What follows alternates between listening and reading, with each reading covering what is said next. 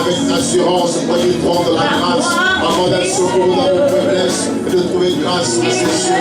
Bien-aimé, approchons-nous de son trône. Approche-toi de son trône. Approche-toi de son trône qui est élevé, son trône qui est béni éternellement. Esaïe dira, mes yeux ont vu le Seigneur assis sur son trône. Oui, le Seigneur assis sur son trône et il veut recevoir l'adoration. Le Seigneur assis sur son trône, il veut recevoir la louange. Le Seigneur assis sur le trône, il veut entendre le parfum de mon honneur qui monte de ton cœur, qui exprime ta gratitude, qui exprime ta reconnaissance. Ne reste pas silencieux là où tu es. Ne reste pas les bras croisés là où tu es. Tu as forcément un mot à dire à ce Dieu. Tu as forcément une parole à dire à ce Dieu. Tu as simplement à ouvrir ton cœur. Tu as simplement à ouvrir ton cœur et laisser tel un flot qui se déverse. L'amour que tu as pour ce Dieu se déverser au-devant de son trône. Oh Jésus, nous sommes là pour toi, Seigneur. Oui, c'est une rencontre des amoureux de Jésus. Nous sommes là passionnés de Christ, passionnés de l'agneau de Dieu. Alléluia, adorons le Seigneur, glorifions-le. Regarde à son amour pour toi, regarde à sa bonté pour toi, regarde à sa fidélité pour toi. Tu respires sans effort, tu marches sans effort, tu te tiens debout sans effort. Tu n'as rien donné à Dieu, tu n'as rien payé, mais sa grâce est manifestée. Oui, ses bontés, ses compassions ne sont point épuisées, mais elles se renouvellent chaque matin. Et Dieu a renouvelé ses bontés envers toi. Là où d'autres sont morts aujourd'hui, là où d'autres sont restés captifs par la mort, et toi, Dieu t'a prêté vie, Dieu t'a donné la vie, Dieu t'a donné le souffle, sans le fruit de tes efforts. Ce n'est pas parce que tu es beau, parce que tu es grand, parce que tu as l'argent, mais c'est la grâce de Dieu qui se manifeste à ton égard. Alors élève-le, glorifie le Seigneur. Oh, tu n'es pas meilleur que ceux-là qui sont morts. Je ne suis pas mieux que ceux-là qui sont morts. Je ne suis pas mieux que ceux-là qui sont dans les hôpitaux.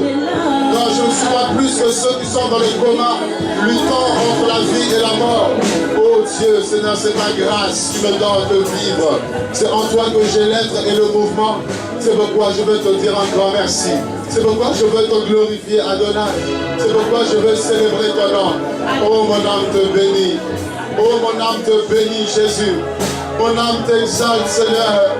Mon âme, oh Dieu, te loue ce matin. Seigneur, je suis venu te voir. Je suis venu te rencontrer car tu m'as dit là où 2 ou 3 sont assemblés en ton nom, tu es là, Seigneur. J'ose croire en ta présence ce matin. J'ose croire que tu es là, Seigneur, ce matin au milieu de nous. Car nous sommes plus que 2, nous sommes plus que 3, Seigneur. Oh Dieu, nous voulons croire que tu es là. Et nous savons que tu es là. Car Seigneur, oh Jésus-Christ, tu nous promets, tu nous fais la promesse d'être avec nous jusqu'à la fin du monde. Seigneur, je sais que là où ta présence est, les cœurs sont restaurés. Je sais que là où tu es présent, les vies sont changées. Là où tu es présent, tu ne manques pas de nous parler. Seigneur, parle à nos cœurs, parle à nos âmes, Seigneur. Dans leur détresse, ils ont invoqué l'Éternel. Et l'Éternel envoya sa parole. Et sa parole les a guéris. Seigneur, restaure-nous encore. Restaure nos âmes blessées, cassées, découragées, nos âmes abattues, Seigneur, nos âmes angoissées, éternel Dieu. Seigneur, nous crions à toi, Seigneur, restaure nos cœurs, restaure nos vies, restaure, oh Dieu, comme personne d'autre ne peut le faire. Tu dis, je vous remplacerai les années que les gênés, que les sauterelles ont dévorées. Oui, ma grande armée que j'ai envoyée contre vous. Voici, je rétablirai les choses. Voici, je rétablirai les choses. Tu es celui qui rétablit, Seigneur. Tu es celui qui répare, oh Dieu, ce qui était abîmé. Tu es celui qui redonne, oh Dieu, ce qui était perdu. Tu es celui qui ramène à la vie ce qui était mort. Tu es celui, oh Dieu, qui appelle à l'existence les choses qui n'existaient pas. Seigneur, je crois à la manifestation de ton esprit ce matin.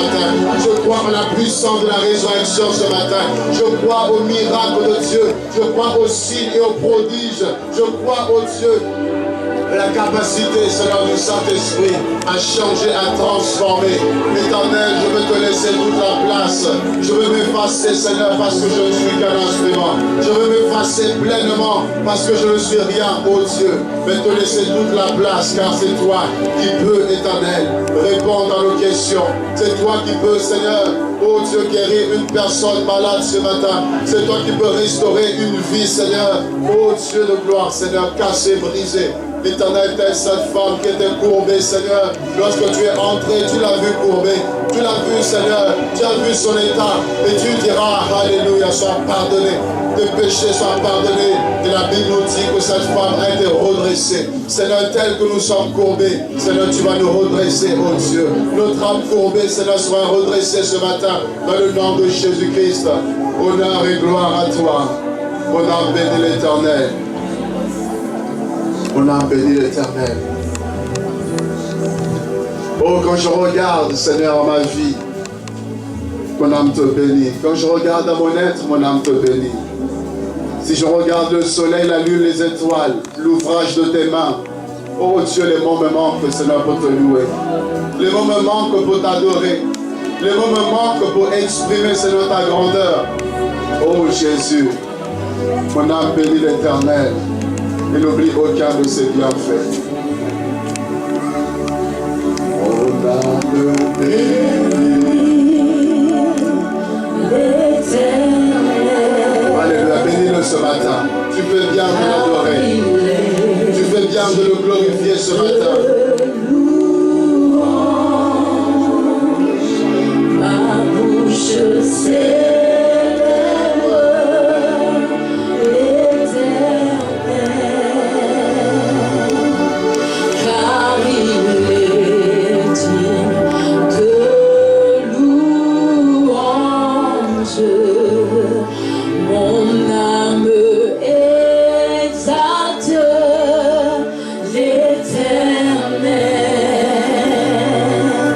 car sa miséricorde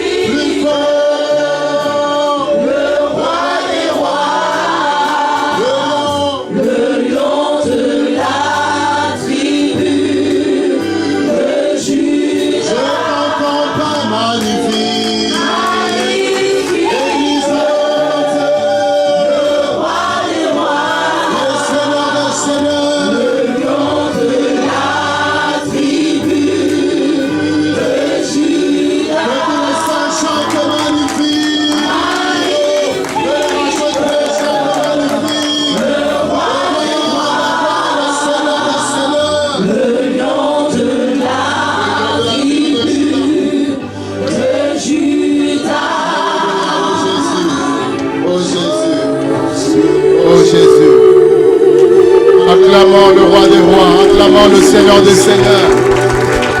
Acclamons celui qui vit au siècle des siècles. Acclamons celui qui est assis sur le cheval blanc. Celui qui s'appelle la parole de Dieu. Nous avons acclamé un homme, mais acclamons Jésus de Nazareth. Acclamons celui qui est ressuscité le troisième jour. Acclamons celui qui tient le souffle de nos vies. Celui qui tient nos vies entre ses mains. Acclamons celui qui est capable de changer nos vies. Acclamons le ressuscité, Jésus de Nazareth. Il est roi des rois et seigneur des seigneurs. Il est roi des rois et seigneur des seigneurs. Il donne la vie aux morts. Il est celui qui appelle les choses qui n'étaient point à l'existence comme si elles étaient. Il est la résurrection et la vie. Il est la résurrection et la vie. Il est celui qui appelle la mort le sommeil. Il dit Lazare dort. Il dit Lazare dort alors qu'il est mort depuis 4 jours. Parce qu'il connaît la puissance de son nom. Il connaît la puissance de sa parole. Il connaît l'autorité de sa parole. Il sait qu'une seule parole qui sort de sa bouche et la chose va arriver. Une seule parole qui est décrétée par Jésus change les situations, change les données. Bien-aimé, et Dieu veut parler. Dieu veut parler ce matin à son peuple. Dispose ton cœur. Dispose ton cœur. Dispose ta vie. Dispose ton être. Dispose-toi ce matin. Dispose-toi ce matin. Dispose-toi ce matin. Je dis à une personne, dispose-toi ce matin. Car Dieu veut te parler. Car Dieu veut te parler. Dieu parle du haut des cieux. La Bible dit après avoir parlé autrefois de plusieurs manières et à plusieurs reprises, Dieu dans ces temps de la fin nous parle par le Fils. Dieu veut parler à son peuple. Dieu veut parler à son église ce matin. Église, ouvre tes oreilles. Ouvre tes oreilles. Je te prie, ouvre tes oreilles s'il te plaît. Et écoute, Dieu veut te parler. Le Seigneur dira, celui qui a des oreilles entende ce que l'Esprit dit à l'église. Que celui qui a des oreilles ce matin puisse entendre le message que Dieu veut pour son peuple. Seigneur, je me dispose à recevoir de toi. Je me dispose à écouter cette parole que tu as pour nous. Pour moi, Seigneur Dieu. Et je sais que cette parole est source de vie. Cette parole est source de transformation. Cette parole est source de restauration. Seigneur, je me dispose. Je me dispose ce matin. Je me dispose. Au nom de Jésus. Dis avec moi, je me dispose, Seigneur. Dis, je me dispose, Seigneur. Qu'une personne assoiffée de Jésus dit, je me dispose, Seigneur. Une personne qui croit que Dieu est là, dit, je me dispose, Seigneur. Car le problème ne vient jamais de Dieu. Dieu peut vouloir agir, mais il faudrait que nous soyons sensibles. Dieu peut vouloir faire une œuvre, mais il faudrait que nous soyons disposés. Car si nous sommes disposés, Dieu pourra agir. Mais lorsque nous ne sommes pas disposés, nous passerons à côté de quelque chose de merveilleux. Il y avait cette femme qui avait la perte de sang. Elle voulait voir Jésus-Christ. Les médecins ne purent rien faire pour sa vie. Et elle savait que Jésus devait passer par là. Elle savait que Jésus-Christ était là. Et elle va se disposer. Elle se dit, si je touche seulement le vêtement, si je touche seulement le pan de sa robe, je serai guéri. Elle n'a pas attendu l'imposition de main de Jésus. Elle n'a pas dit, il faut qu'il m'impose les mains, qu'il me fasse une onction d'huile. Elle se dit, si je touche simplement son vêtement, je serai guéri. Son cœur disposé à recevoir la guérison. Son cœur était disposé à recevoir le miracle de Jésus. Et une puissance va émaner de Jésus. Une gloire va sortir de la personne de Jésus pour guérir cette femme à l'instant. Alléluia. Soyons disposés, s'il vous plaît. Ce mois-ci, c'est le mois où nous parlons de l'âme. La restauration de l'âme. Et que Dieu soit béni pour son serviteur, le pasteur Douglas, qui a si bien prêché, qui nous a si bien enseigné sur l'âme, les blessures de l'âme, comment guérir de l'âme. Et par la grâce de Dieu, je vais essayer d'apporter une pierre à ce qui a déjà été posé. Apporter le plus que Dieu veut apporter. Amen. Amen. La restauration de l'âme. On a vu pas mal de choses. Je ne veux pas revenir dessus parce que nous n'avons pas le temps. Mais je veux simplement avancer selon la pensée que Dieu a mis dans mon cœur. Nous sommes dans Genèse chapitre 1er. Genèse chapitre 1er.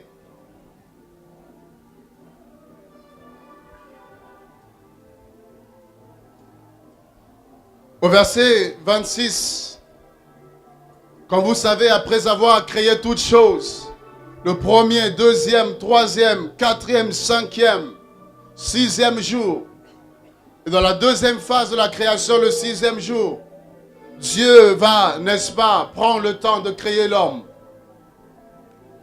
L'homme va être façonné d'une façon extraordinaire. Et lorsque vous regardez, Dieu parlait que la lumière soit et la lumière fut. Dieu parlait que les eaux se séparent en deux. Dieu parlait que la terre produise. Dieu parlait. Mais ici, quant à la création de l'homme, il y a une chose extraordinaire que Dieu va faire. Dieu s'est pris différemment. Si on peut baisser un peu l'instrumental, s'il vous plaît. Merci. Dieu va s'y prendre de façon différente. Dieu n'a pas dit que l'homme soit créé. Mais l'Éternel dit, faisons l'homme à notre image. C'est la première fois que l'image de Dieu va être, n'est-ce pas, en partie dans la création. L'homme est la seule créature à être selon l'image de Dieu. Genèse 1, 26, faisons l'homme à notre image, selon notre ressemblance, et qu'il domine sur les poissons de la mer, sur les oiseaux du ciel, sur le bétail, sur toute la terre, et sur tous les reptiles qui rampent sur la terre. Voilà l'homme à l'image de Dieu, l'homme avec le pouvoir, l'homme avec l'autorité. L'homme a été positionné sur toute la création. L'homme était le chef de la création. Voilà la position que l'homme occupait. Dieu lui donne la supériorité, la domination. Et nous voyons ici les trois personnes de la divinité, le Père, le Fils et le Saint-Esprit, en accord pour façonner l'homme selon l'image de Dieu, selon la ressemblance de Dieu. Dieu les bénit, le verset 28.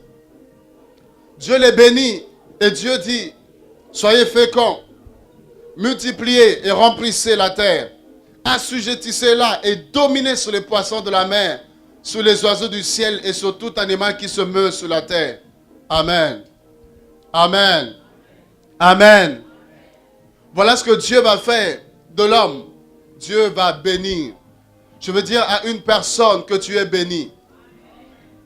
Tu n'es pas béni parce que l'homme a dit que tu étais béni. Mais tu es béni parce que ton Créateur, lorsqu'il t'a créé, il a libéré des paroles de bénédiction. Quand Dieu t'a façonné, il a plu à Dieu de te bénir. C'est pourquoi le sorcier qui vient te maudire, il est venu en retard. Ton oncle qui vient aujourd'hui te maudire, il est venu en retard. Il faut lui dire qu'il fallait venir avant. Il fallait venir avant parce que avant que tu me maudisses, il y a quelqu'un qui m'a déjà béni. Balaam devait maudire le peuple de Dieu, mais il s'est rendu compte d'une chose, c'est qu'on ne peut pas maudire celui qui est béni par Dieu. Non, tu ne peux pas maudire celui qui est béni par Dieu. Parce que la malédiction va se transformer en bénédiction. C'est pourquoi Joseph a compris. Il a dit à ses frères, tout le mal que vous m'avez souhaité, Dieu l'a transformé en bien. Tout ce qu'ils ont fait comme embûche, Dieu l'a transformé en échelle pour qu'ils puissent monter et être là où il était. C'est pourquoi ceux-là qui te maudissent, en réalité, ils sont en train de te bénir. Parce que Dieu t'a déjà béni. Amen. Et Dieu a déclaré des merveilleuses paroles sur toi. Sois fécond. La stérilité n'est qu'une occasion pour que la gloire de Dieu puisse se manifester.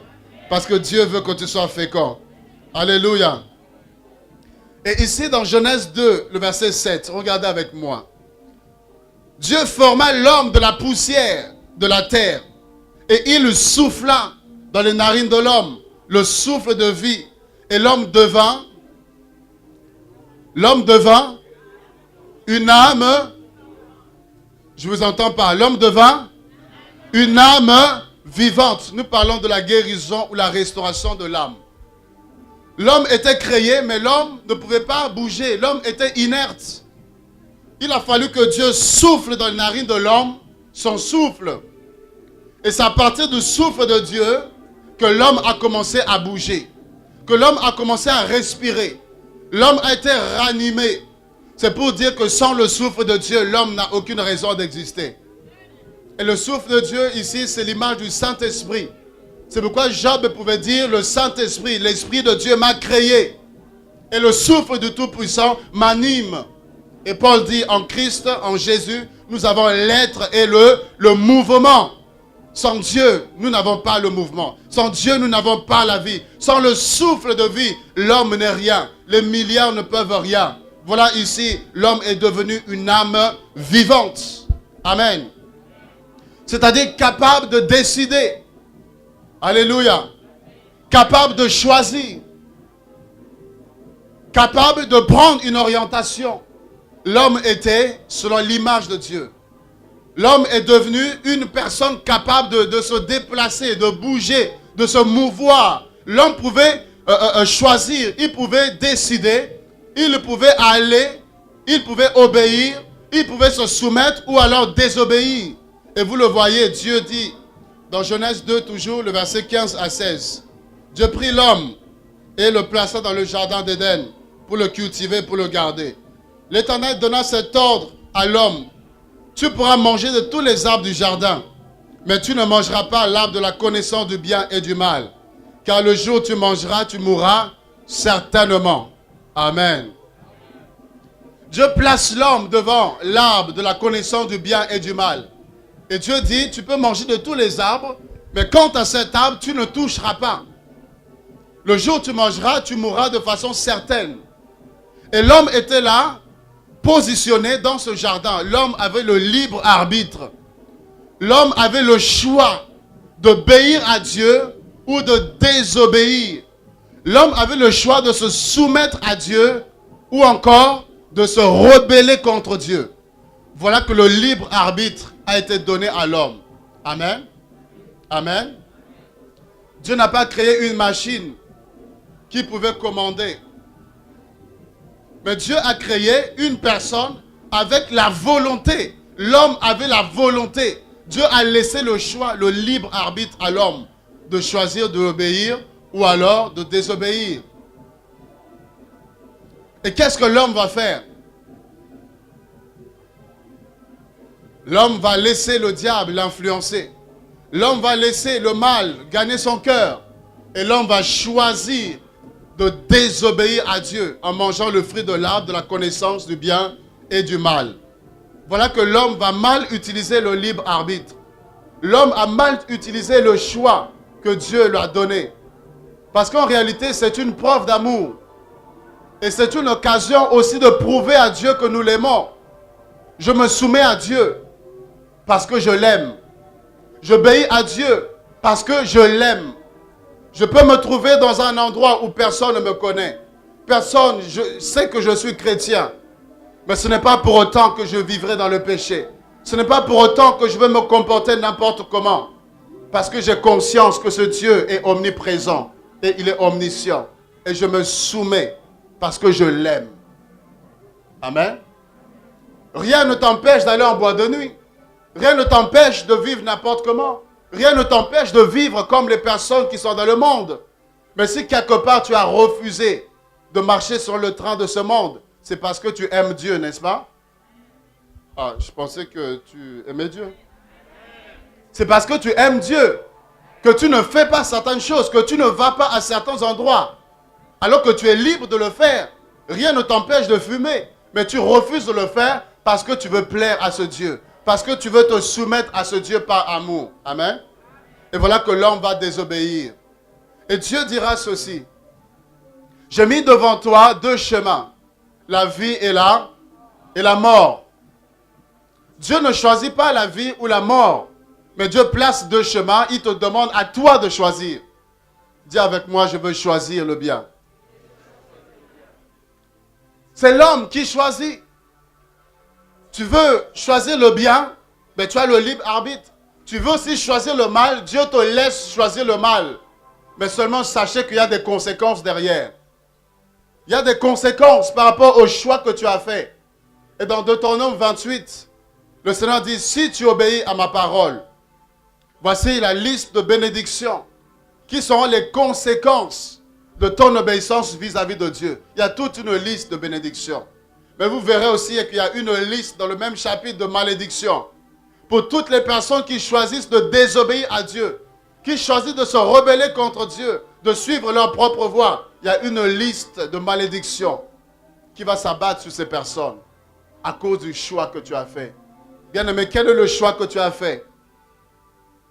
Quel est le choix que tu as fait? Le peuple était boiteux. Josué se lève en son temps pour dire: jusqu'à quand boiterez-vous des deux côtés? Choisissez si l'Éternel est Dieu. Allez vers l'Éternel. Si Baal est Dieu, allez vers Baal. Il dit: je sais une chose. Choisissez-vous qui vous voulez servir. Mais moi et ma maison, nous servirons l'Éternel. Voilà le choix de Josué. Et Élie se trouve également en face d'un peuple boiteux. Et il leur demande de choisir. On ne peut pas mélanger. Soit tu es avec Dieu, ou soit tu es dans le monde. Mais tu ne peux pas mélanger. Il dit: choisissez qui vous voulez suivre. Et lui, il avait fait le choix de servir le Dieu véritable. Quel est le choix que tu as fait pour ta vie?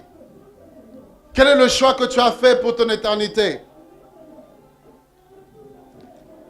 Donc, vous comprenez ici que l'âme, le siège de la décision, le siège des émotions, l'âme est configurée de sorte que soit l'âme se soumet, ou soit l'âme domine, dirige. Amen. C'est-à-dire, soit ton âme se soumet à Dieu, ou alors ton âme dirige. Il y a tellement de dégâts lorsque ton âme dirige ta vie. C'est pourquoi il faut choisir de se soumettre à Dieu. Soumettre ton âme à Dieu. Alléluia. Il y a des mots qui arrivent à nos vies. Il y a des situations qui nous arrivent. On peut accuser Dieu. On peut se demander pourquoi. Pourquoi telle chose? Pourquoi telle situation? Bien-aimé, j'aimerais t'aider ce matin. Amen. Allez avec moi dans Matthieu chapitre 26.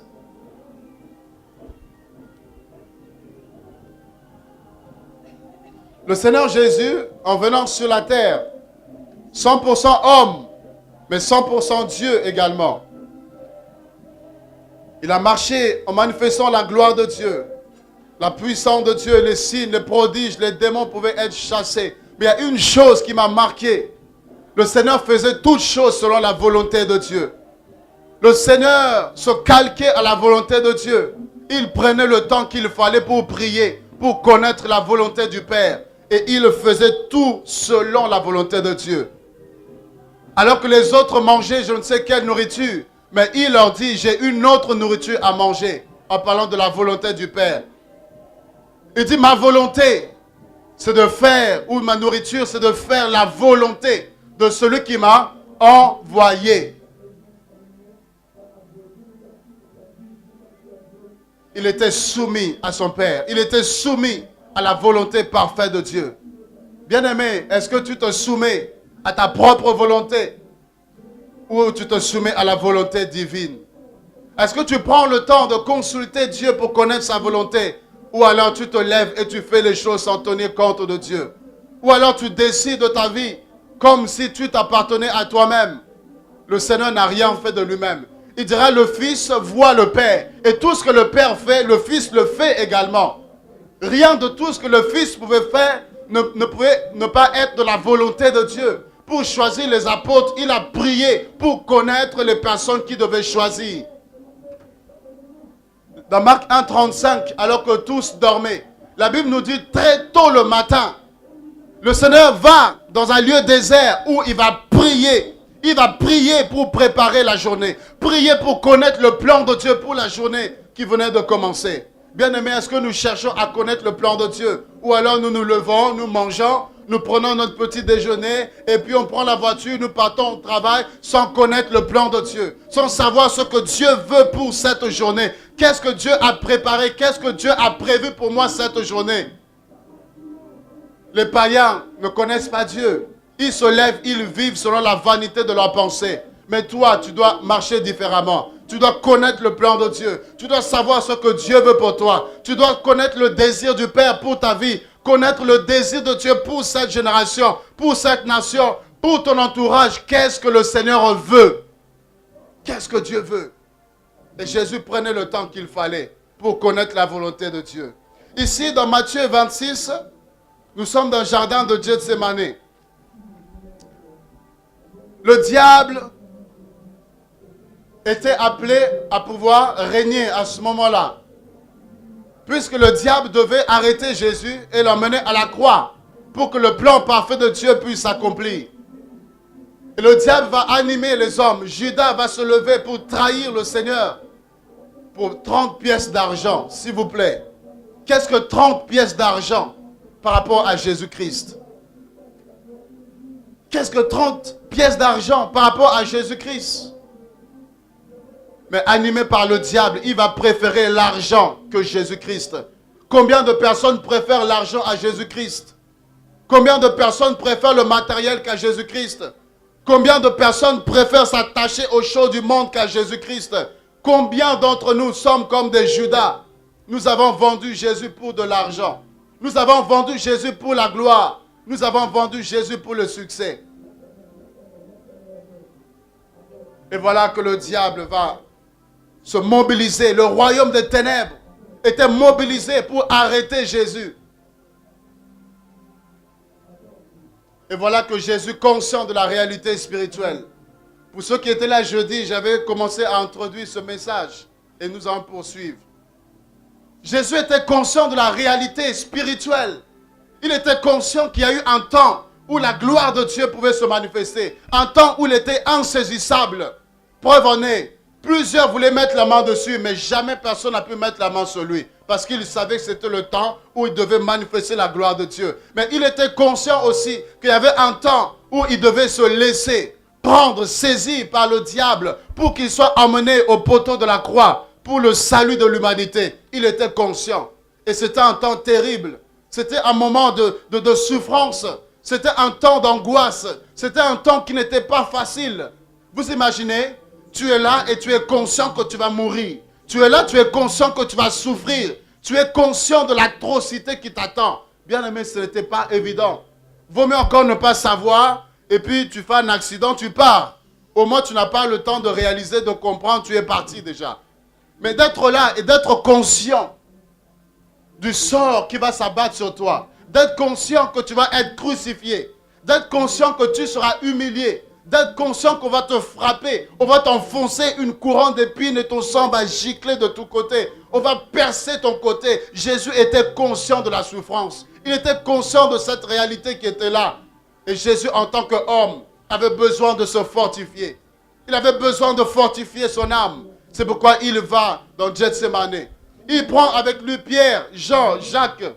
Il prend les disciples qui étaient avancés. Les disciples qui avaient du moins saisi sa vision. Les disciples qui avaient plus ou moins compris un peu. Il les prend avec lui dans le jardin de Gethsémane. Parce qu'il avait besoin d'être soutenu. Il avait besoin d'être encouragé. Il avait besoin d'être soutenu dans la prière. Et voilà qu'avec les disciples, Jésus les laisse.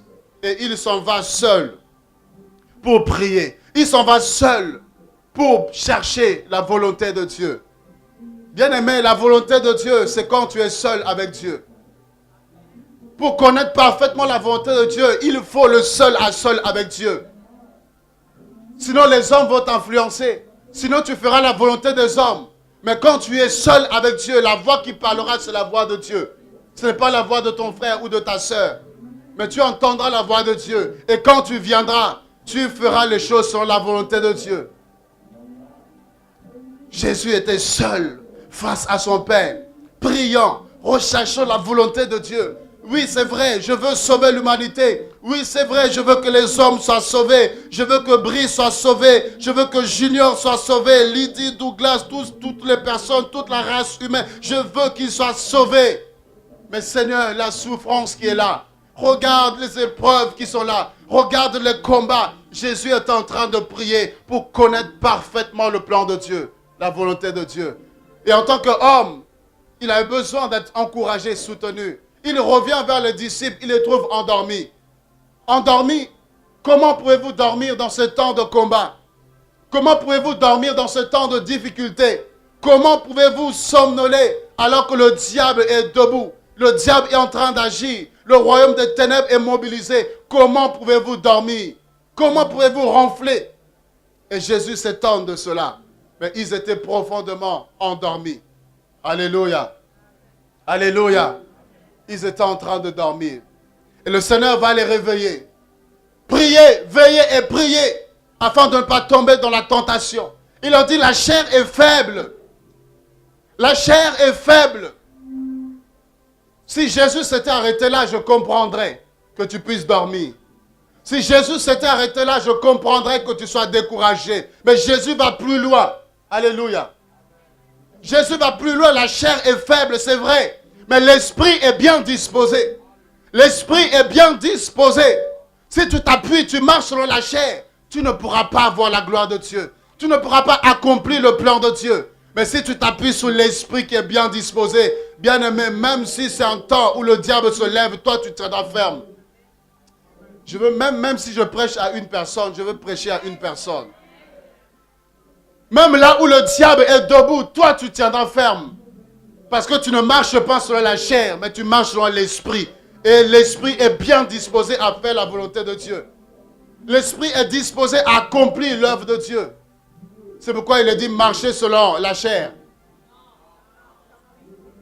Marchez selon l'esprit. Et vous n'accomplirez pas les désirs de la chair. Car la chair et l'esprit sont opposés. Opposés. Soit tu marches par la chair ou soit tu marches par l'esprit. Et là, il y a un choix que tu dois faire. Il y a une décision que tu dois prendre. Et le Seigneur réveille les disciples. Il se réveille. Hein? Jésus, Jésus. Oh, alléluia. Gloire à Dieu, gloire à Dieu. Alléluia. Jésus dit, ça va. Ils sont réveillés. Il s'en va. Il prie seul.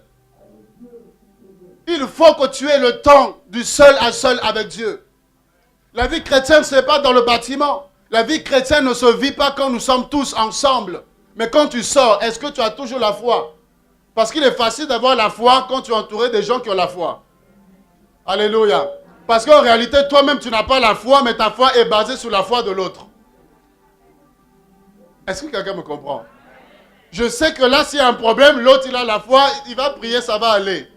Mais le problème, c'est quand tu es seul, face à une épreuve, est-ce que ta foi est suffisante pour dire, montagne, ôte-toi de là et jette-toi dans la mer? Pour dire, problème, bienvenue, toi et moi, nous allons expérimenter la gloire de Dieu. Quand nous sommes là, c'est normal d'avoir le feu. D'avoir le feu, la prière. C'est normal d'être fort. Mais le problème, c'est quand tu es seul. Est-ce que tu as une relation solide avec Dieu? Est-ce que tu as une communion intacte avec Dieu? Jésus était seul à seul avec le Père. Alléluia. Il y a un temps où nous sommes ensemble, mais il y a un temps où je dois disparaître. Il y a un temps où j'ai besoin de Dieu. J'ai besoin de la présence de Dieu. Parce qu'à force de rester avec les hommes, tu parleras comme les hommes. Mais à force d'être avec Dieu, tu parleras comme Dieu. À force d'être avec les hommes, tu sentiras l'homme. Mais plus tu es avec Dieu, tu auras le parfum de Christ qui se dégagera de toi. De sorte que quand tu seras quelque part sans même parler, on verra Jésus-Christ au travers de toi. Moïse n'a pas eu besoin de parler que j'étais avec Dieu. J'ai dit non, non, non, non, non. La gloire de Dieu était telle sur lui que toute personne qui le voyait qu'il n'était pas un homme ordinaire, mais un homme extraordinaire qui avait rencontré Dieu, un homme qui avait échangé avec Dieu, un homme qui avait le reflet de Dieu sur sa personne, au point où il mettait un voile pour qu'on puisse le regarder. Oui, j'ai besoin de vous, j'ai besoin d'être avec vous, mais j'ai besoin d'être seul aussi avec Dieu. Et Jésus était conscient de cela. Il a pris ce temps seul. Pourquoi? Parce que, étant avec les hommes, si l'homme est découragé, tu seras découragé. Si l'homme tombe, tu seras influencé. Si l'autre est déboussolé, tu seras aussi déboussolé. Mais quand tu es avec Dieu, il ne chancelle point. Quand tu es avec Dieu, il ne tremble pas. Quand tu es avec Dieu, tu as l'assurance. Même si rien ne va, même si tout va mal, mais Dieu te rassure. Et quand tu te présenteras devant les hommes, alors que Goliath est un géant, tout le monde tremble. Et Goliath, Goliath, oh le géant, tout le monde tremble. Mais toi, parce que tu es avec Dieu, tu as l'assurance. Même si Goliath fait 3 mètres, tu te tiendras devant Goliath et tu diras, je donnerai ta chair aux oiseaux. On dit, mais quel est ce petit, quel est cet orgueilleux? Non, ce n'est pas de l'orgueil. Alléluia. Connaître Dieu n'est pas de l'orgueil. Là où toi tu trembles, c'est parce que tu ne sais pas en qui tu as cru. Mais moi je sais en qui j'ai cru. Je sais que mon Rédempteur est vivant et il se lève le dernier. Goliath, lève-toi. Lève-toi, je me lèverai. Et mon Dieu se lèvera avec moi. Et on saura qui de toi et de Dieu est un géant. Sois avec Dieu. Sois avec Dieu. La crise économique, tu ne sentiras pas le poids de la crise. Là où tout le monde est angoissé, tout le monde est paniqué, mais toi tu ne sens pas le poids de la crise. Parce que Dieu est ta richesse, il est ton or, il est ton trésor, il te rassure. Alléluia. Et les disciples dormaient, Jésus part, il revient, il les trouve encore endormis. Il les réveille. Réveillez-vous. Jésus va prier. Il revient, les disciples dormaient, appesantis par le sommeil. Et Jésus-Christ, écoutez les prières. Jésus est un homme de prière, s'il vous plaît. Il n'y a personne sur terre qui soit aussi efficace comme Jésus. Un homme de prière. Un homme discipliné dans la prière. Un homme qui avait le résultat de la prière. Amen. Père, je te rends grâce de ce que tu m'exauces toujours. Non, tu es devant un mort et tu viens avec une telle assurance. Non. Devant un mort, homme de Dieu ou pas, nous sommes là, nous nous faisons petits. Alléluia. Et nous comptons sur la grâce de Dieu. Si Dieu veut faire un miracle, Seigneur, c'est toi. Ici, là, moi, là, je ne peux rien. Mais lui vient devant un mort. Il dit, je te rends grâce de ce que tu m'exauces toujours. Il dit, où est-ce que vous l'avez mis? Il dit, il dort. Sortez-le. Lazare sort. Pas une prière, 4 heures de prière, tout ça. Là. Non, Lazare sort. C'est tout. Alléluia. Une prière efficace, une prière conséquente. Au point où les disciples qui étaient avec lui, ils savaient prier. En tant que juifs, ils étaient enseignés, ils savaient prier. Mais il y a un moment donné, ils se disent, non, il y a un souci, il y a un problème ici. Parce que nous, on prie, on ne voit pas le résultat. Mais lui, quand il prie, il y a le résultat. Quand il parle, la chose arrive. Figuier, jamais personne ne mangera de ton fruit, l'arbre est séché. Les démons, il n'a même pas besoin de parler que les démons eux-mêmes disent, s'il te plaît, pardon, nous voulons partir, permets-nous d'aller se perdre. Il n'a même pas chassé, il n'a même pas commandé. Les démons eux-mêmes se pressent de partir. Alors que les disciples, ils chassent un démon, ils n'arrivent pas à chasser le démon. Sortez, non, on ne sort pas. Sors, on ne sort pas. Sors, on ne sort pas. Ils ont dit, non, Jésus, montre-nous comment il faut prier. Alléluia. Ils ont vu Jésus, montre-nous comment prier. Ce n'est pas qu'ils ne savaient pas prier. En fait, ils voulaient savoir comment prier avec efficacité. Comment prier avec résultats tels que toi, nous le voyons. Et c'est là qu'il a commencé à leur donner les clés de la prière. Ce n'est pas l'objet de l'enseignement. Mais regardez, les prières de Jésus-Christ. Déjà, on nous dit, prenons verset 36, là-dessus, Jésus alla avec eux dans un jardin appelé Gethsemane. Il dit aux disciples, donc asseyez-vous ici, pendant que je m'éloignerai pour prier. Il prit avec lui Pierre et les 2 fils de Zébédée. Il commença à éprouver.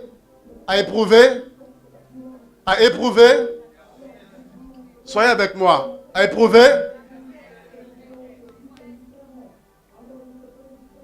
Jésus éprouvait de la tristesse. Oh!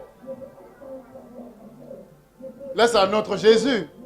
Ce n'est pas le Jésus qui ressuscite les morts. Jésus éprouve de la tristesse. Jésus éprouve encore des angoisses. C'est parce qu'il était un homme. Alléluia. En tant qu'homme, son âme pouvait être prise par la tristesse. Son âme pouvait être angoissée. Son âme pouvait être tourmentée parce qu'il était homme. Pour dire que le Seigneur connaît ta situation. Quand tu es triste, Jésus connaît, il est passé par là. Quand tu es angoissé, le Seigneur connaît parce qu'il est passé par là aussi. Quand tu es rejeté, le Seigneur le sait, il le connaît parce qu'il a été rejeté. Ne pense pas que Dieu ne connaît pas ta situation. Ne pense pas que Dieu ne connaît pas combien tu souffres. Ne pense pas que Dieu ne peut pas compatir à tes problèmes. La Bible dit, nous n'avons pas un souverain sacrificateur qui ne puisse compatir à nos faiblesses. Au contraire, il a été tenté lui-même en toutes choses, mais sans pour autant commettre de péché. Et voilà Jésus triste. Son âme était angoissée. Jésus était abattu. Jésus était déboussolé, désemparé. Preuve en est, regardez sa prière. Regardez sa prière au verset 42. Il s'éloigna pour prier ainsi. Mon Père. Alléluia. Alléluia. Alléluia. Mon Père. Ensuite. Pourquoi m'as-tu? Ah, mon Père, s'il n'est pas possible que cette coupe s'éloigne de moi sans que je la boive. Voilà ici la prière de Jésus. Alors qu'il était conscient. Il savait qu'il devait mourir. Il savait que le salut de l'humanité passait par la croix. Mais ici, la tristesse va envahir son cœur, l'angoisse. Il était déboussolé. Il commence à négocier la volonté de Dieu. Il commence à négocier avec le Père. Alors que jusque-là, il faisait la volonté de Dieu. Il était soumis. Mais ici, Jésus commence à négocier. S'il te plaît, Père, je veux que l'humanité soit sauvée. Mais n'y a-t-il pas un autre moyen? Y a-t-il pas une autre solution? Y a-t-il pas une autre issue pour que l'homme soit sauvé? Suis-je obligé d'aller à la croix? Suis-je obligé de souffrir autant pour qu'il soit sauvé? Père, s'il y a une autre solution, si tu peux envoyer même un ange, si tu peux t'y prendre autrement pour que l'homme soit sauvé. Voilà ici Jésus, en tant qu'homme, il va négocier face à la volonté de Dieu. Il va vouloir reculer face à la volonté de Dieu. Il va vouloir échapper au plan de Dieu. Il va vouloir se désorienter du plan de Dieu. Il négocie avec le Père. Alléluia. Alléluia. Mais regardez ici. Puisque Christ avait assujetti son âme au Père. Là où le caractère humain voulait prendre le dessus. Mais le caractère divin et spirituel va le ramener à la réalité. Et Jésus se ressaisit. Il dit, Père, toutefois, non pas ce que je veux, mais ce que tu veux. Non pas ma volonté, mais que ta volonté soit faite. Il se ressaisit et il revient à la volonté parfaite de Dieu. Gethsémane est un lieu prophétique pour nous. Gethsémane est le centre de la volonté divine. Christ ici s'est retrouvé face à sa propre volonté et la volonté du Père. Et si Jésus avait choisi autrement, il aurait voulu faire autrement. S'il avait décidé de ne plus aller sur la croix, comment serions-nous sauvés? Il y a eu une lutte, il y a eu un combat. Il y a eu une bataille. Tu es là, tu veux servir Dieu. Et tu es comme un Gethsémane. Il y a ta volonté, ta chair qui se lève pour t'empêcher d'avancer avec Dieu. Il y a une lutte en toi. Il y a une partie de toi qui veut servir Dieu. Il y a une partie de toi qui veut se consacrer, qui veut du Seigneur, qui veut se donner pleinement à Dieu. Mais il y a une autre partie de toi qui t'attire. Il y a une autre partie qui te rattache au monde. Il y a une autre partie en toi qui te dit non, tu as le temps, tu es jeune. Tu as le temps encore, tu peux encore vivre ta vie. Tu peux encore mélanger. Tu peux encore faire semblant. Mais il y a un temps où tu te donneras à 100%. Ta vie ne t'appartient pas. Le souffle ne t'appartient pas. Voilà qu'ici c'était à Gethsémane. Même le Fils de Dieu a été confronté à la volonté divine et sa volonté était exprimée. Il y a un choix que tu dois faire. Amen. Amen. C'est ici à Gethsémane que tu dois faire le choix. Personne ne peut voir Dieu sans avoir soumis son âme à Dieu. Tu ne peux pas vivre la vie de l'esprit sans pour autant que tu aies accepté la volonté de Dieu à Gethsémane. Il y a des personnes qui vivent, qui veulent voir Dieu, qui veulent voir la gloire de Dieu, qui veulent vivre Dieu, qui attendent tellement des choses de Dieu. Mais ils dirigent encore leur vie. Ils dirigent encore leur être. Dieu n'est pas leur Seigneur. Il est en réalité des lèvres. Il dit dans Luc 6, 46, pourquoi m'appelez-vous Seigneur? Il dit pourquoi vous m'appelez Seigneur mais vous ne faites pas ce que je dis. Vous n'accomplissez pas ma volonté, mais vous m'appelez Seigneur. Jésus ne veut pas être Seigneur de tes lèvres seulement, mais il veut être Seigneur de ta vie. Dans tous les domaines de ta vie, il veut être Seigneur. Dans tous les aspects de ta vie, il veut être Seigneur. Je ne peux pas prendre une décision sans pour autant consulter Dieu. Alléluia. Comment savoir que Jésus est Seigneur dans ta vie? Comment savoir que ton âme est soumise à Dieu? Comment savoir que tu as accepté la volonté de Dieu à Gethsémane? C'est que tu feras toujours la volonté de Dieu. Devant les situations, ta volonté peut vouloir s'exprimer, mais toutefois, tu reviendras toujours à ce que Dieu veut. Oui, de moi-même, je peux vouloir une chose. Je peux être attiré par une chose. Mais tant que la volonté de Dieu est contraire, je n'irai pas, je ne ferai pas. Je m'arrêterai et je me retournerai pour aller embrasser la volonté parfaite de Dieu. Est-ce que tu décides de toi-même et tu fais? Et ensuite tu dis, Dieu, j'ai fait telle chose. Mais qu'est-ce que Dieu peut dire? Tu as déjà fait. Je me suis marié. Dieu, tu as vu, je suis marié déjà. Qu'est-ce que Dieu peut vouloir dire encore? Qu'est-ce que Dieu peut faire encore? Dieu te laissera te marier. Mais néanmoins, les conséquences qui vont arriver, tu vas subir. C'est le choix que tu as fait. Mais quand tu te laisses entre les mains du Seigneur, tu dis, Seigneur, conduis-moi à ce qui est bon pour moi. Conduis-moi dans ta volonté. Dieu t'orientera et tu suivras le plan parfait de Dieu. Et là, il y a le bonheur, il y a la joie, il y a ta bénédiction, il y a l'élévation dans le plan parfait de Dieu. Alléluia. Et voilà que Jésus va accepter la volonté de Dieu à Gethsémane. Est-ce que tu as accepté la volonté de Dieu? Est-ce que tu as cédé ton âme à Dieu? Ou est-ce que tu diriges encore ta vie? Dieu ne veut pas que tu te diriges toi-même. Il t'a racheté, tu lui appartiens. Tu es à Dieu. Il a payé un prix pour t'appartenir. C'est comme si les chaussures que j'achetais, je prends ces chaussures pour vouloir les mettre. Les chaussures refusent que je les mette. Les chaussures disent non, je ne veux pas, tu ne me portes pas, tu me laisses, je ne veux pas. Vous allez vous dire qu'il y a un problème, n'est-ce pas? Parce que les chaussures n'ont pas leur mot à dire. Si je veux les mettre aujourd'hui, je les mets. Parce qu'elles m'appartiennent, je les ai achetées. Elles sont une propriété privée. Si je veux les mettre du 1er au 31, c'est moi qui décide. Les chaussures n'ont pas leur mot à dire. Pourquoi? Parce qu'elles m'appartiennent. Et si nous appartenons à Dieu, ben nous n'avons pas à décider à faire les choses de nous-mêmes, mais nous nous conformons à Dieu.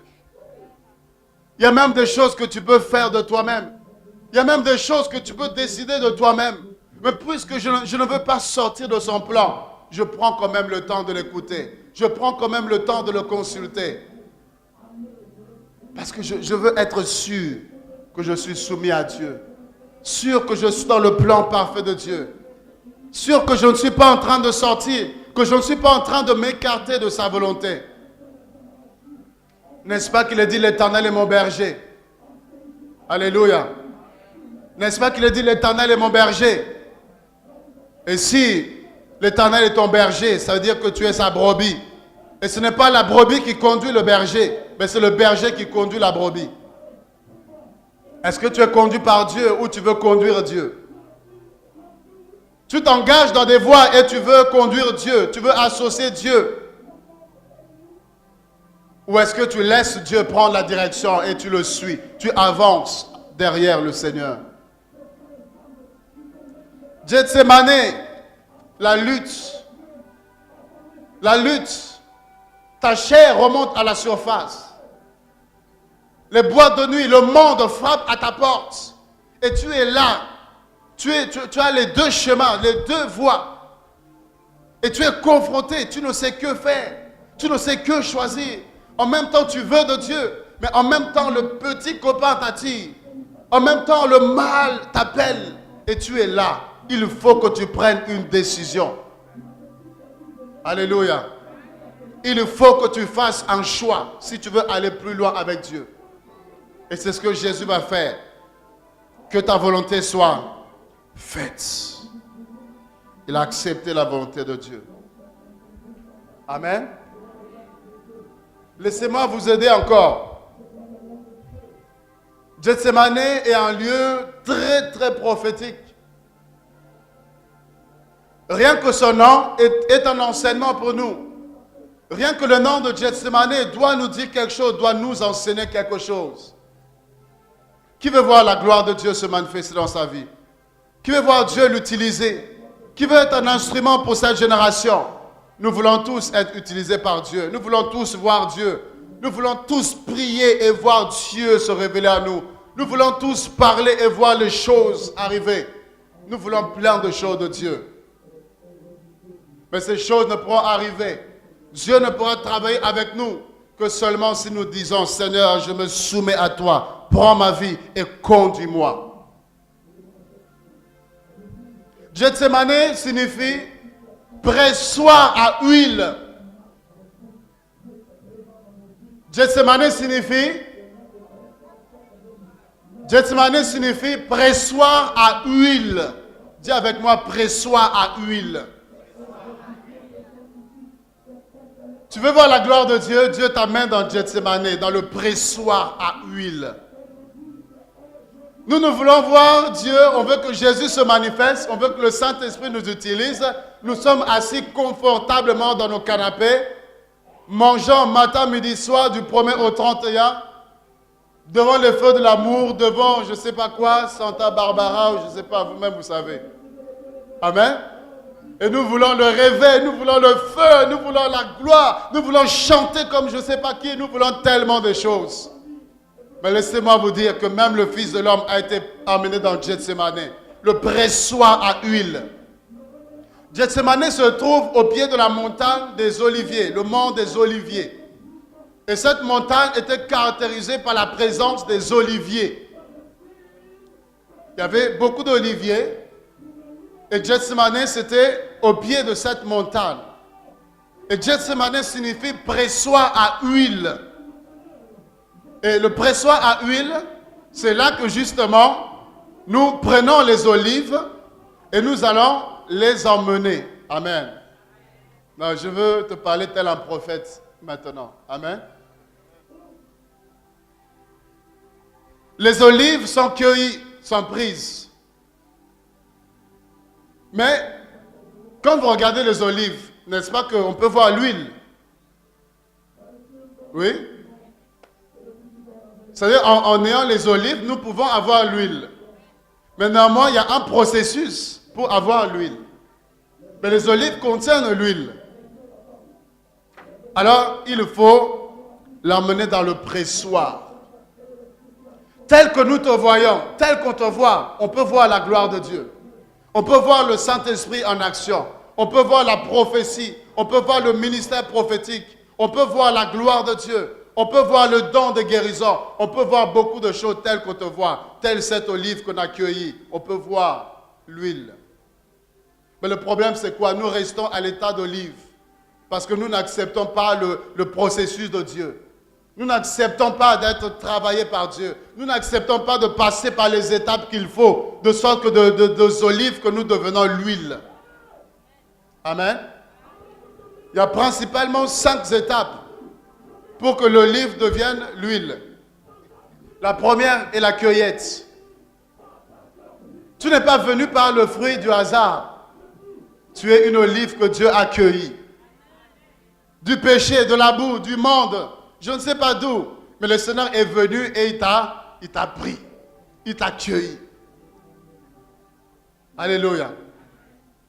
Et t'emmène dans Gethsemane. Ah, dis à quelqu'un, Gethsemane, ça fait mal. Parce que c'est un lieu où tu es pressé, un pressoir à huile. Tu es pressé. Pressé. Si l'orange, lorsqu'elle était pressée, pouvait parler, je peux vous assurer qu'on arrêterait de la presser. Mais nous la pressons.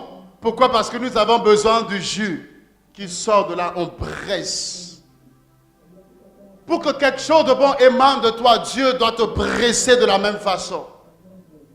Parce que Dieu voit l'orgueil, Dieu voit la haine, Dieu voit la jalousie, Dieu voit la méchanceté, Dieu voit le monde, Dieu voit toutes les choses qui peuvent empêcher à sa main d'agir. Alors il doit te presser. Et quand Dieu te presse, il y a des choses qui sortent. Alléluia. plus il te presse, l'orgueil sort. Il te presse la jalousie. Il te presse la méchanceté. Il te presse les rivalités. Il te presse pour que le juste sorte. Et ça fait mal. On pleure, on crie, on gémit. Et Dieu passe même par ton mari. Dieu passe même par ta femme. Dieu passe par les hommes. Dieu passe par toute personne pour te presser. Ça fait mal, mais il y a quelque chose qui est en train de sortir. Il y a quelque chose qui est en train de partir. Dieu est en train de faire son travail. Amen. Vous savez, le broyage, les olives doivent être broyées. Après la cueillette, on va broyer les olives. Est-ce que tu veux être broyé par Dieu? Alléluia. Ah, ça fait mal. Broyer. Dieu te prend, il te brise. Il te casse, il casse ta fierté. Il casse ton orgueil. Il te rend néant. Il te rend comme un zéro. L'argent que tu pouvais avoir dans le monde, tu arrives à Jésus. Il te met dans une situation où tu commences à manquer l'argent. Tu te dis, comment c'est possible? Moi qui ne pouvais pas manquer l'argent, mais je manque l'argent. Oui, tu manques l'argent. Dieu est en train de te briser.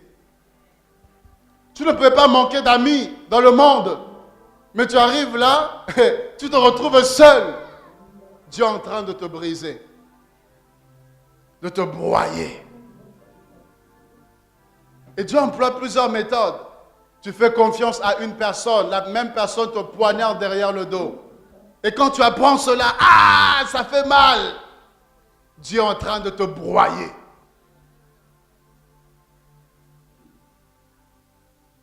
Alléluia. Dis à ton voisin, ça fait mal, mais c'est salutaire pour nous.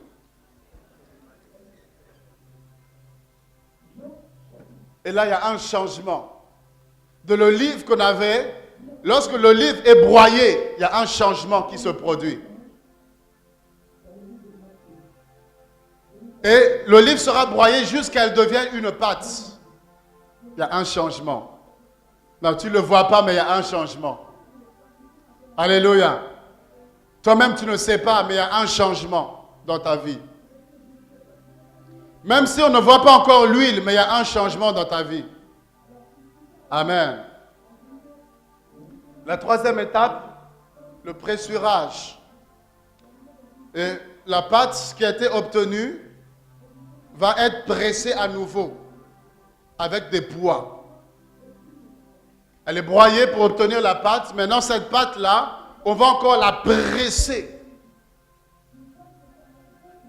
C'est pourquoi tu as l'impression que tu sors des combats, mais tu rentres encore dans d'autres combats.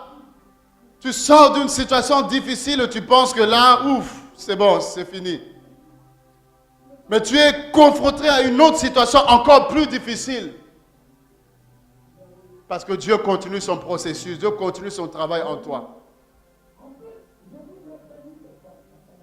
De la même façon qu'il y a le poids qui vient pour que l'huile puisse sortir, Dieu vient et il pose son poids sur toi. Et tu te sens comme écrasé. Tu te sens comme diminué. Tu te sens comme humilié. Parce qu'il y a le poids de Dieu qui vient t'écraser. Parce que Dieu résiste aux orgueilleux. Il fait grâce aux humbles. Alors il faut que Dieu, par son poids, te puisse mettre par terre. Dieu puisse te ramener au sol, te plaquer, coller au sol. Mais en réalité, Dieu ne veut pas que tu restes là couché au sol. Dieu sait qu'il y a un processus de relèvement. Dieu sait qu'il va te prendre et te relever, te placer, te positionner. En réalité, Dieu veut que tu donnes gloire à son nom. De sorte que quand tu seras grand, tu seras roi, président, grand homme de Dieu, grande femme, prophétesse, tout ce que tu veux, que tu te souviennes de là où tu étais. C'est tout ce que Dieu veut. C'est pourquoi Dieu va utiliser des personnes qui vont te salir, ils vont te casser, ils vont inventer des mensonges, des choses pour t'humilier. Tu es là, tu te dis, Seigneur, c'est pas possible. Tu te dis, Seigneur, comment tu peux permettre Seigneur, pourquoi une telle chose? Mais derrière chaque problème, il y a la main de Dieu qui se cache. Dieu voit que oui, c'est lui. Il permet, il se sert seulement de la personne pour continuer son travail avec toi. Et tu pleures, tu gémis. Mais il y a quelque chose de bon qui est en train de sortir. Amen. Et là, qu'est-ce qui se passe à cette étape? C'est qu'il y a l'huile et il y a aussi l'eau. De la pâte, l'huile et l'eau vont sortir. Mais puisque nous, c'est l'huile que nous voulons, donc il faut encore un travail. Amen. Amen. Nous, on va être pressés. On va être pressés, on va aller vite avec Dieu. Non, Dieu prend son temps, étape par étape, parce que Dieu veut que tu sois un produit fini. Dieu ne veut pas quand il te révèle aux hommes que tu sois un produit inachevé. Non, Dieu veut que tu sois un produit fini. Donc, il va étape par étape. Et là, c'est la décantation. C'est-à-dire, on va séparer l'eau et l'huile pour récupérer que l'huile. Et l'eau est séparée. Et lorsque nous voyons cette huile-là, nous, on ne voit que l'huile. Mais pour que cette huile devienne ce qu'elle est, il y a un travail derrière. Quand vous voyez une personne, je veux l'onction de telle personne, je veux être utilisé comme telle personne. Mais vous ne savez pas que pour qu'elle soit là aujourd'hui, il y a un travail. Il y a un travail. Nous, nous voulons les résultats, mais nous ne voulons pas le travail. Nous voulons la gloire, mais nous ne voulons pas les persécutions. Nous voulons être utilisés comme telle personne, mais nous ne voulons pas les combats que la personne subit pour pouvoir arriver à là. Il y a un homme de Dieu qui allait voir un autre homme de Dieu que Dieu utilisait puissamment. Il dit, homme de Dieu, prie pour moi. Je veux recevoir la double portion de l'onction qu'il y a sur ta vie. Il a dit, il n'y a pas de problème, je vais prier pour toi. Il dit, Père, je prie qu'il puisse recevoir la double portion de l'onction qu'il y a sur ma vie. Et qu'il reçoive la double portion des combats, des persécutions, des attaques, de la moquerie, de la méchanceté des hommes que je vis. Qu'ils reçoivent ça en double portion. Quand il priait pour la double portion de l'onction, l'homme de Dieu, je reçois. Amen. Mais quand c'était les persécutions, il a dit, pardon, s'il te plaît, enlève la main, pardon. Il dit, garde, si c'est ça, garde ton onction. Je ne suis pas prêt. Parce que ce que tu vis là, les combats, les attaques que tu vis, double portion de ça. Il dit, pardon, garde ton onction. Je préfère rester comme ça. Pour dire que nous voulons le résultat, mais nous ne voulons pas être travaillés par Dieu. Nous ne voulons pas le processus qui emmène au résultat. Laissons Dieu nous tailler, laissons Dieu nous briser, nous malaxer, nous travailler pour que nous soyons bien-aimés, des instruments efficaces pour cette génération. Amen. Et l'huile, c'est l'image de l'esprit. L'huile, c'est l'esprit. Les 5 vierges folles avaient l'huile, mais n'en avaient pas en quantité suffisante. Quand l'époux est arrivé, elle manquait l'huile et elles sont restées. L'huile, c'est l'image de l'onction. L'huile, c'est l'image de la présence, de la puissance de Dieu. C'est pourquoi Gethsemane est un pressoir à huile. C'est-à-dire, tu veux voir la gloire de Dieu, tu veux l'onction de Dieu, tu veux que l'huile de Dieu soit sur ta vie. Bien-aimé, ça ne tombera pas du ciel. Ça ne tombera pas du ciel. Tu passeras par Gethsemane. Dieu va te presser, te travailler, te briser toutes les étapes que nous avons vues pour que l'huile puisse sortir, pour que l'huile puisse couler de ta vie, pour que la présence de Dieu puisse se manifester, que le parfum de Christ puisse se dégager au travers de toi. L'huile ne tombe pas comme ça.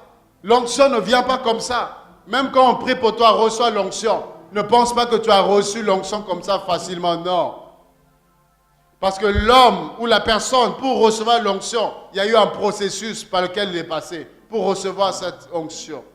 Et toi, tu ne vas pas la recevoir par une imposition de main, c'est trop facile. Amen. Même si on prie, reçois l'onction. Oui, mais tu dois maintenant laisser Dieu conduire, le Saint-Esprit te conduire dans son processus et tu verras cette onction va croître, se manifester dans ta vie. Alléluia.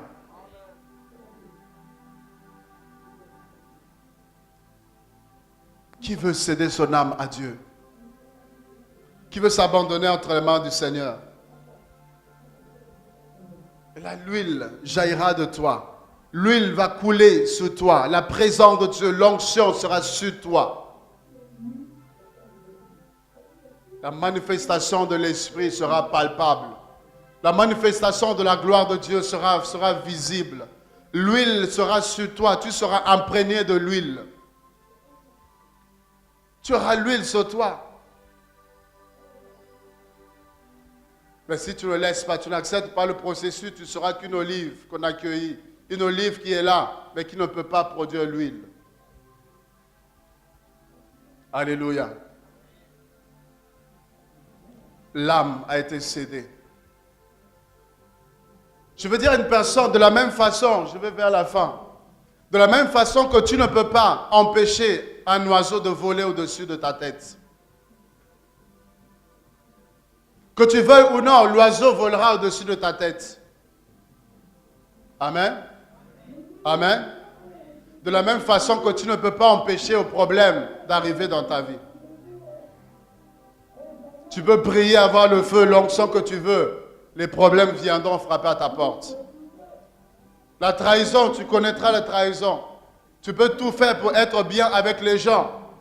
Mais les gens peuvent te critiquer à tort ou à travers. Tu peux bénir les gens, mais ces mêmes personnes se lèvent en ennemi, en adversaire contre toi, alors que tu leur veux que du bien. Donc toutes les choses qui causent la blessure de l'âme, toutes les choses qui causent le choc de l'âme, comprenez que comme le pasteur Douglas l'avait dit, qu'il y a des choses que vous voulez ou pas, ça va arriver. Mais le problème c'est quoi? C'est qu'il faut être vacciné. Amen. Le problème, c'est le vaccin. Tu ne peux pas empêcher la varicelle de te toucher. Mais le problème, c'est si tu es vacciné, même si la varicelle vient. Non, je vais parler à une personne. Je vais finir, mais je vais parler à une personne. Les déceptions, ce n'est pas parce que tu as l'onction que tu ne vas pas connaître de déception. Ce n'est pas parce que tu as l'onction que personne ne va se lever contre toi. Donc, toutes les causes des blessures de l'âme, que tu veux ou non, malgré toi, ça viendra. Mais le problème, c'est quoi? C'est que dans quelle disposition est ton âme? Si ton âme est soumise à Dieu, non, tu rendras gloire à Dieu.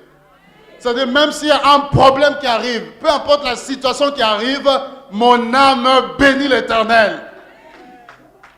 Parce que je ne dirige pas ma vie est dirigée entre les mains de Dieu. Donc je lui fais confiance. S'il y a une situation qui arrive dans ma vie, je fais confiance à ce Dieu qui dirige ma vie. Je sais que cela est salutaire pour moi. Même si je ne comprends pas, même si je ne sais pas pourquoi il le permet, mais si Dieu le permet, c'est que forcément c'est pour mon bien. C'est pourquoi le psalmiste David pouvait se demander, pourquoi mon âme es-tu abattue? Non, parle à toi-même. Des fois tu parles, il dit pourquoi mon âme? Il parle à son âme. Pourquoi est-ce que tu es abattu? Alléluia. Alléluia. Est-ce que quelqu'un m'entend?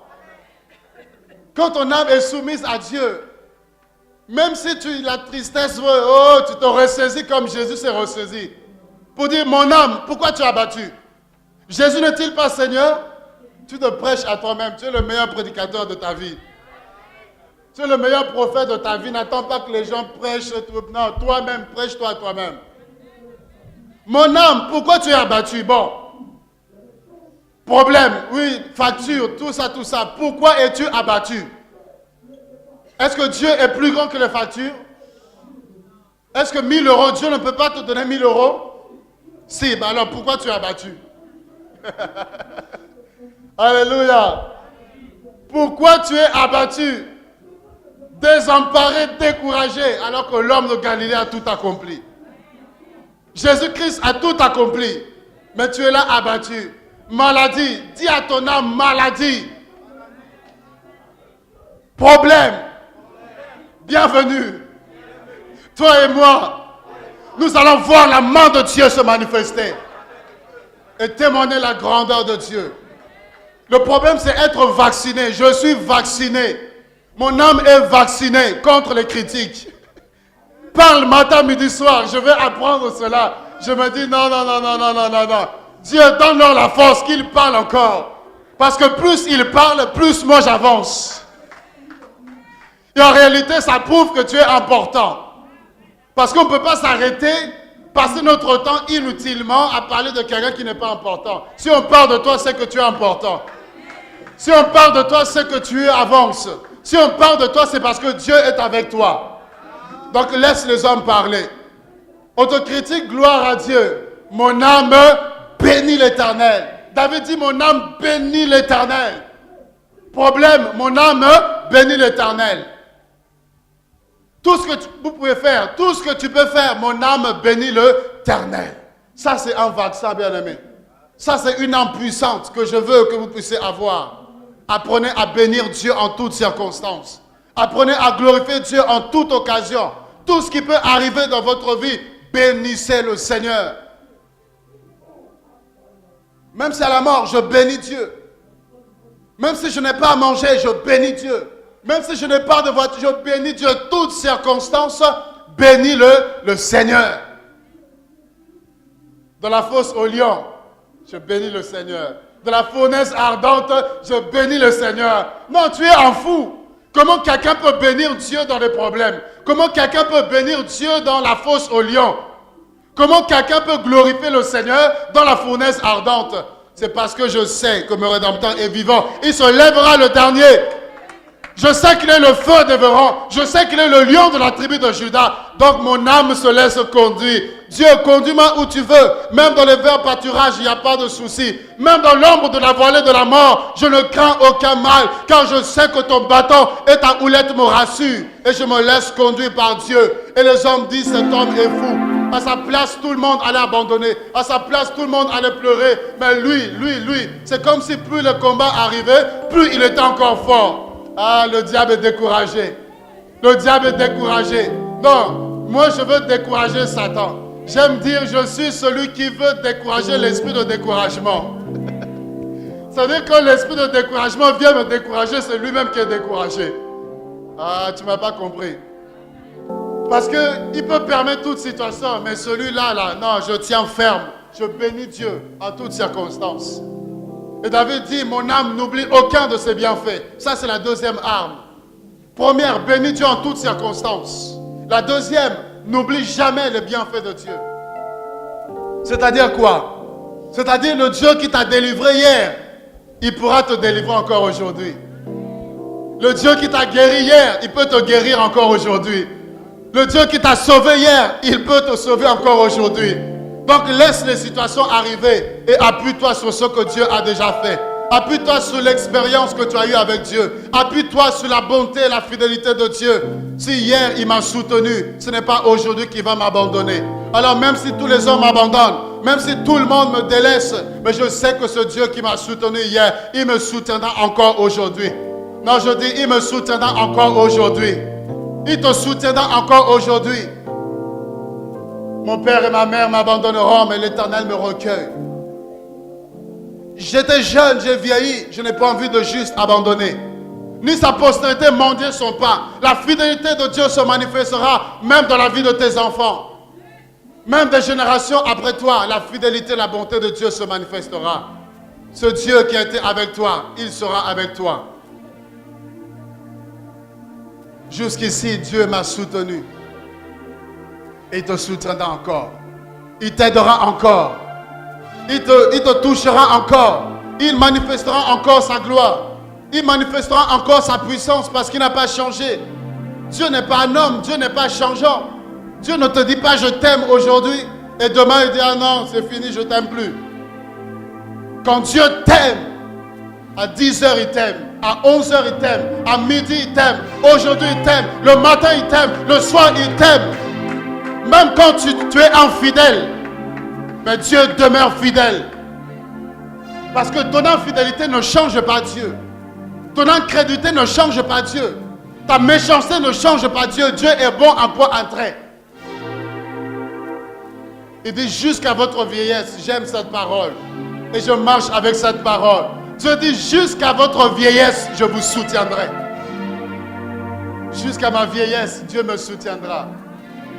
C'est pour ça, même si les hommes ne me soutiennent pas, je sais que je suis soutenu par celui qui a une main, oh, qui ne se fatigue pas.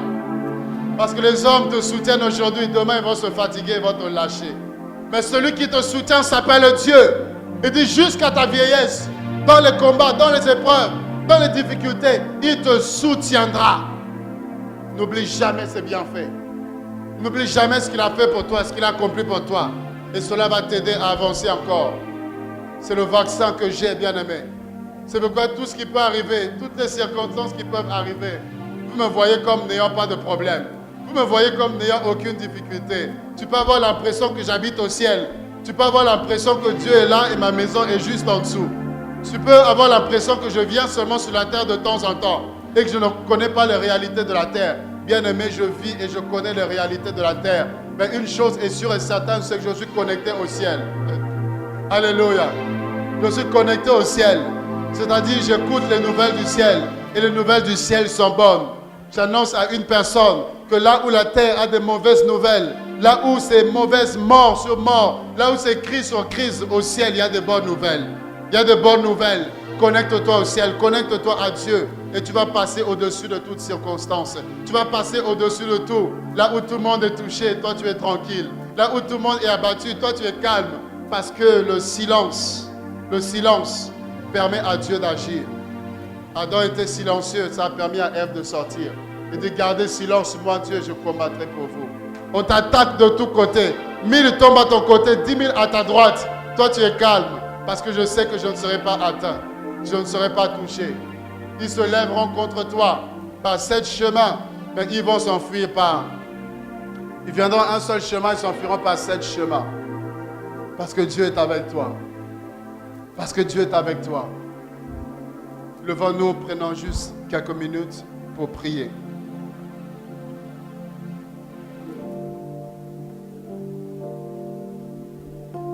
Bien-aimé, ça c'est le médicament que Dieu a pour toi.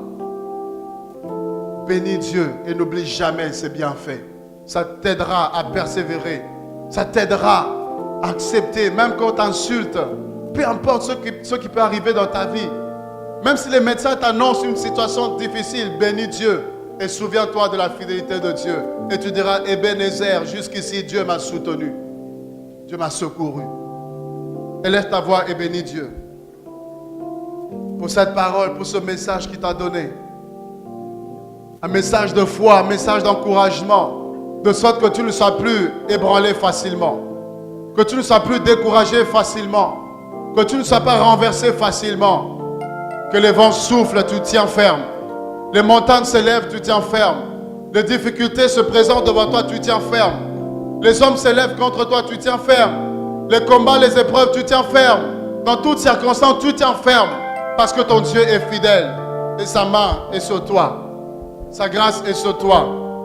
Sa main est sur toi, sa grâce est sur toi. Élève ta voix et glorifie.